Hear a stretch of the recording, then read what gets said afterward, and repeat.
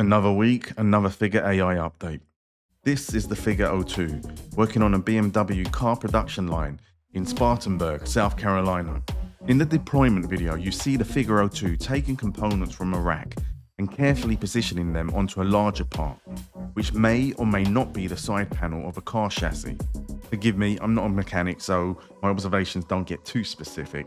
Because the robot is moving slowly, you'd be forgiven for thinking this all looks quite unremarkable, especially as we then see the larger component worked on by traditional non-humanoid robots with the big giant arms.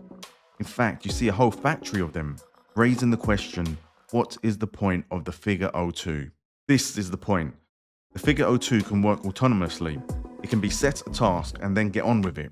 It's capable of object detection, necessary for picking up objects, and it has the ability to precisely place objects with accuracy within less than 1 centimeter.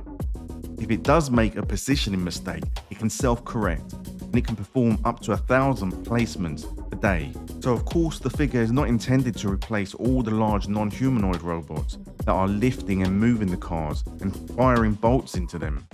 But its use case appears to be working on precision tasks that normally only humans can do. So from a manufacturing point of view, you can see that this would be alluring because of the efficiency and cost savings of not having to pay annual salaries or give staff breaks. Whilst the Figure 02s are only at work in one BMW factory, it's exciting because it demonstrates how humanoid robots could go on to become an integral part of product manufacturing worldwide.